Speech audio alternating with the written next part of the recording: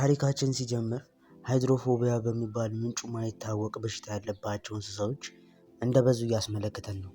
እናም በሃይድሮፎቢያ የተጠቁ እንስሳ ሙሉ በሙሉ ያበዱና ሰዎችን የሚያጠቁ ናቸው። በ48 ሰዓት ውስጥ ካልታከሙ በሽታው ሊድን እንደማይችል ይነገራል።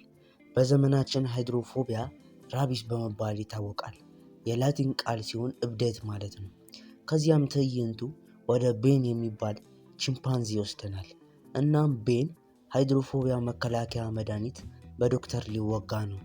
እናም ዶክተሩ መድኃኒቱን አዘጋጅቶ ሲዞር በድንገት ቤንን ያጠዋል። ከደቂቃዎች በኋላ ዶክተሩ ቤን ተደብቆ አገኘውና በቴዲ ድብ አሻንጉሊት ሊያታልለው ሞከረ። ቤን በድንገት እጆቹን ዘርግቶ ዶክተሩን ወደ መደበቂያው ቦታ ጎትቶ አስገብቶ ገደለው።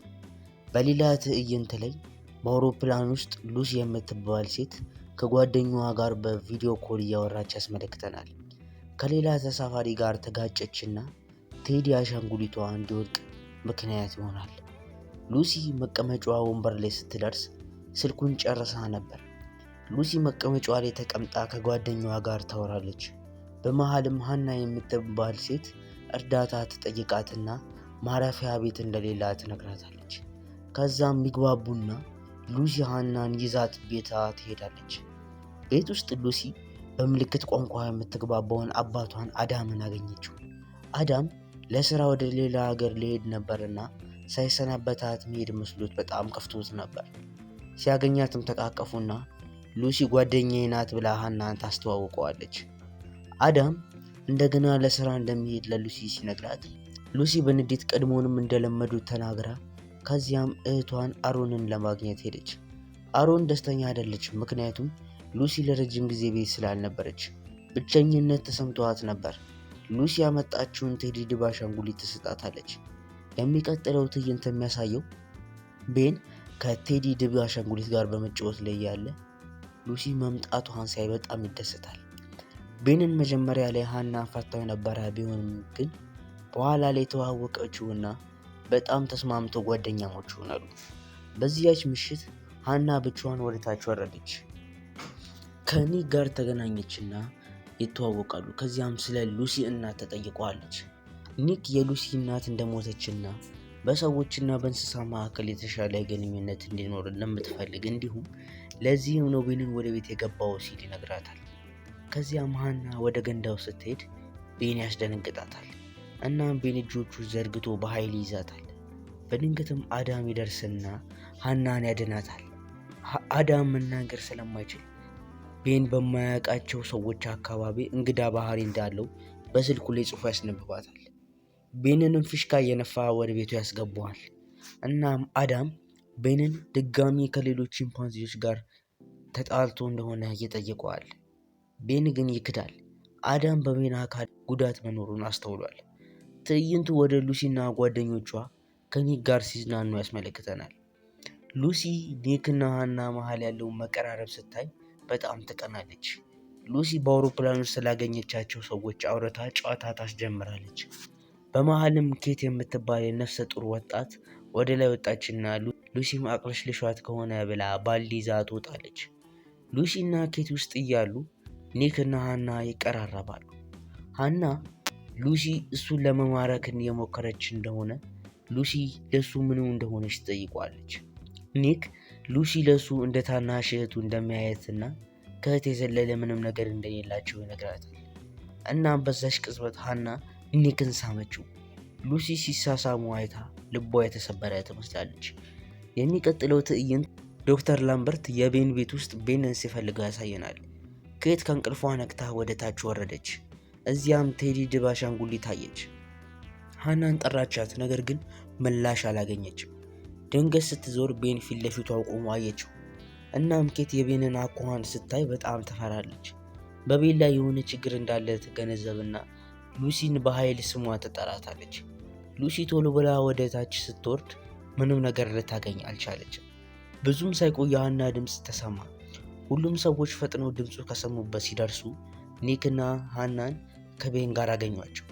ኒክ ቤንን ለማሰር ይሞክራል። ቤን ግን በጣም ይቆጣል። ሉሲ ቤንን ታረጋጋውና ገመዱን በላዩ ላይ ታደርገዋለች። ግን ቤን በድንገት ኒክን ማጥቃት ጀመረ። ሀና ሉሲን አባትሽ ሽጉጥ አለው ብላ ጠየቀቻት። ሀና ቤንን የታመመ እንስሳ ነው ስትል ሉሲ በጣም ተናዳ መጨቃጨቅ ይጀምራሉ። ለዶክተር ላምበርት ሲደውሉ የዶክተር ስልክ በቤን መጫወቻ እቃ ውስጥ ይጠራል። ሉሲ አሮንን እንድትሮጥ ነገረቻት፣ ነገር ግን ጊዜው በጣም ዘግይቷል። ቤን አሮንን ያጠቃትና እግሯን ይነክሳታል።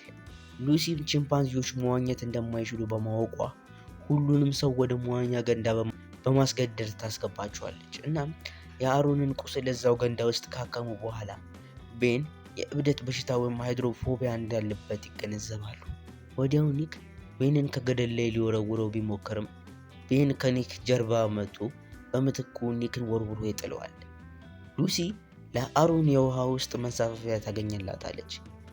ሉሲ ወደ ገንዳው ልትገባ ስትል ስልክ መሬቱ ላይ ታያለች። ልታነሳው ስትሞክር ስልኩ ይደወልና ቤን አይቶ ይጮህባታል። ቤን ሉሲን ሊያጠቃት ነው፣ ነገር ግን ኬት ትኩረቱን ትወስዷለች። ሉሲ በተሳካ ሁኔታ ስልኩን ትወስዷለች። ስክሪኑ ስለተበላሸ መጨረሻ ጊዜ የደወሉት ቁጥር ለመደወል ትሞክራለች። ስልኩንም አውሮፕላን ውስጥ ያለ ሰው ያነሳውና እንዲረዷቸው ሲለመኑት እሱ ግን ይቀለድባቸዋል።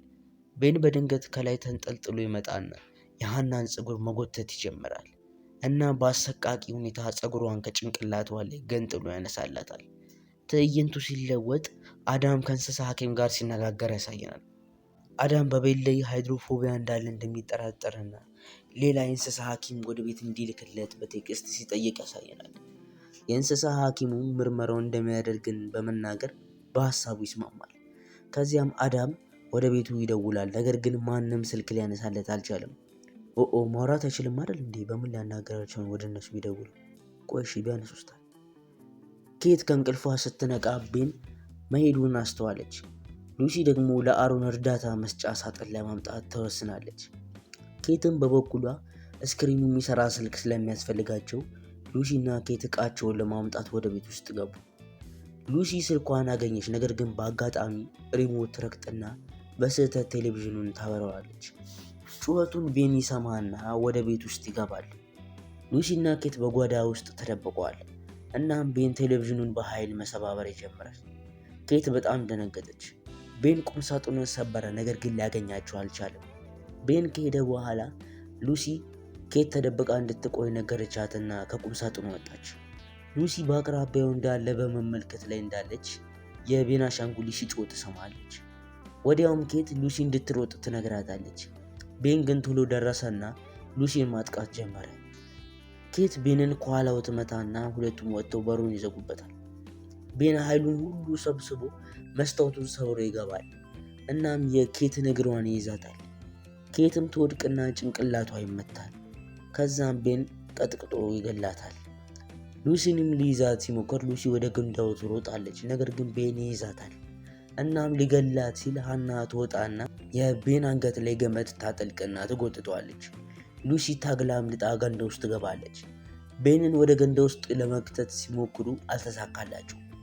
በሌላ በኩል አዳም ሉሲ ስልኩን ስለማትመለስለት በጣም ጨንቆታል። እናም ከሰዓታት በኋላ እነ ሉሲ የደወሉላቸው ከአውሮፕላን የመጡ ሰዎች ቤት ውስጥ ይደርሳሉ። ዞር ዞር እያሉ መፈለግ ይጀምራሉ። በሌላ በኩል የሉሲ ክፍል ውስጥ ቤን እጁን ወደ አንድ ሰው አፍ ውስጥ በማስገባት አፉን በልቅጦ በመገንጠል ሰው ሲገድል ያስመለክተናል። ከአውሮፕላኑ ከመጡ ሰዎች ውስጥ አንዱ ሰው ሉሲን በገንዳ ውስጥ አይቷት አኳኋና ግራ ስላጋባውና ነገሩ ስላልገባው መሳቅ ይጀምራል። ቤንም ሳቁን ሰምቶ በመምጣት ይህንም ሰው በአሰቃቂ ሁኔታ ይገድለዋል። ሃና ከገንዳው ስትወጣ ስልክና የመኪና ቁልፍ ታገኝና ፊት ለፊት ያገኘችውን መኪና ውስጥ ትገባለች። ለማስነሳት ስትሞክር ግን ቁልፉ እንደማይሰራ ትገነዘባለች።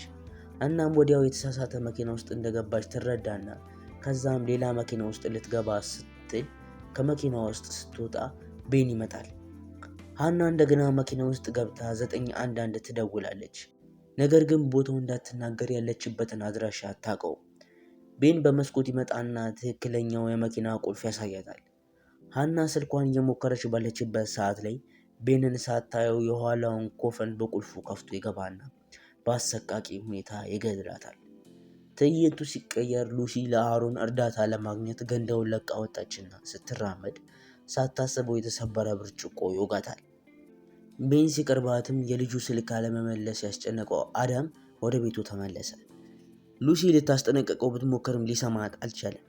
ቤን የተረጋጋ መስሎ ሉሲን ማጥቃቱን ይጀምራል። ቤን ሉሲን አግኝቶ ከዚህ ቀደም እንደገደለው ሰው አፏ ውስጥ እጁን ይከታል። አዳምም የሉሲን ክፍል ውስጥ ሲገባ የተፈጠረውን ይመለከታል። እናም አዳም ፈጠን ብሎ በያዘው ሜንቶ ቤንን ይመታዋል። ሉሲም ተቀብላ በአካፋ ፊቱን ታዞርለታለች። በቤንና አዳም መካከል ከፍተኛ ጦርነት ይነሳል። ቤን አዳምን ይወገዋል። ደቂቃዎች ከፈጀ ተጋድሎ በኋላ ቤን ከፎቁ ላይ ወድቆ ይሞታል። ከዛም የተዳከመችው አሮንን በአምቡላንስ ትወሰዳለች። ከአፍታ በኋላ የቤን አሻንጉሊት ድምፅ ሲያወጣና ሁሉም ሰው ደንግጠው ሲዞሩ ያሳየ ፊልሙ ያበቃል።